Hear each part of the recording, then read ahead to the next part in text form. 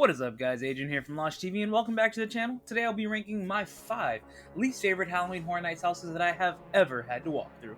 That is right, the 5 houses that I like the least that were featured at Universal Orlando Resort's Halloween Horror Nights. Before we move on, I know that if you've seen my TikToks, my Reels, or my YouTube Shorts, you've seen that I am also ranking these one by one. However, in this video, I'm going to be going into detail about why each house is ranked where it's at, and why it has such a sour taste in my mouth. Now, before I rank my 5, I need to let you know that this is not to discredit any of the work done by the creative team or whoever was behind these haunted houses. These are just my opinions based on the walkthroughs that I had through each of these individual houses. You may possibly have different opinions, and I want to know what yours are. What are your least favorite Horror Nights houses that you've ever been through, and what are your favorites? Because I'm curious. Now let's get into the fun stuff. So, number 5 is Havoc Derailed. This is a house from HHN 23. It was actually my very first year of Halloween Horror Nights, and you would think that my first year, that year that made me fall in love with the event, would give me one of my favorite houses of all time. Now, that is true, however, this is definitely not one of those. This is a sequel from an HHN house from 2010, which was the 20th anniversary of Halloween Horror Nights, and that house was phenomenal from everything that I heard. Havoc Dogs of War was an amazing house. I have not heard one single person say they did not like this house. Now, if you didn't like it, that's you.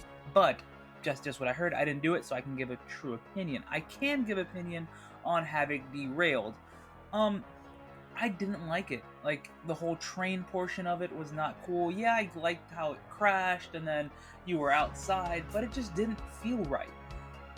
I feel like this house could have been executed a lot better, and who knows, maybe in the future we can have another sequel and maybe it can be better, but right now, this is number 5 and I think it's going to stay that way for a while. Do you want to play a game? No, I'm just kidding. So at number 4 we have Saw, the Games of Jigsaw from HHN 27. When this house was announced, I was super excited about it. However, I remember walking into this house and truly just being let down, as I walked through what seemed to be like a murder museum and was not expecting that from a Saw house. I do believe this could have been done in a better aspect, however this house just wasn't it for me. It could have been so much better. They could have put more on display. They could have added more Billy. They could have given you better kills. They could have given you more blood, more guts. They didn't even include that much from the new movie that was coming out, which is what this house was supposed to be premised towards.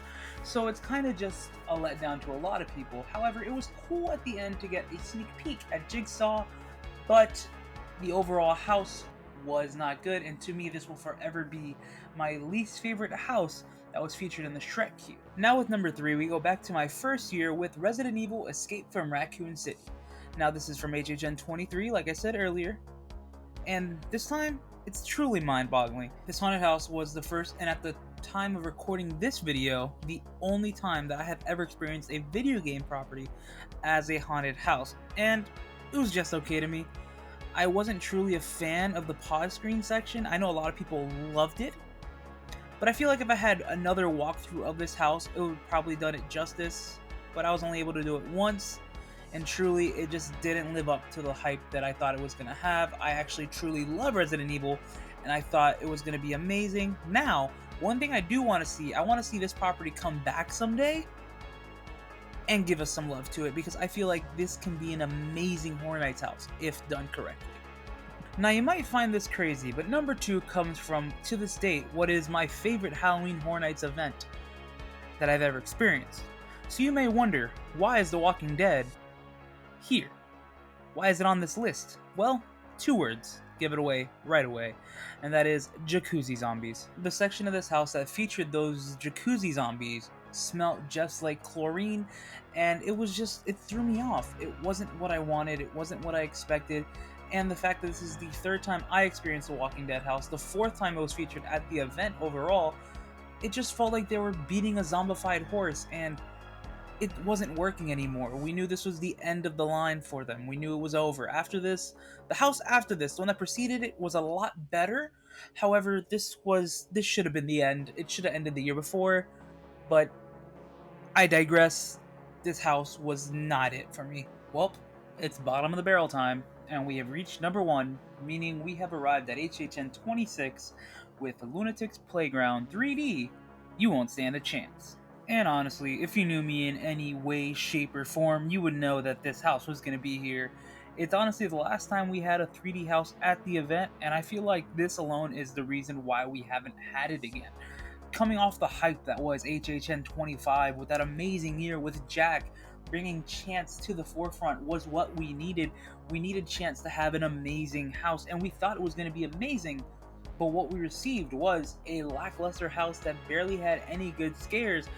And for this house to be the headliner for this year's event was kind of rough because we wanted the best. We wanted a great house for Chance. We love Chance. Us Horror Nights fans love our icons, and we knew that this house might have hurt the chances of us getting an icon house for a few years.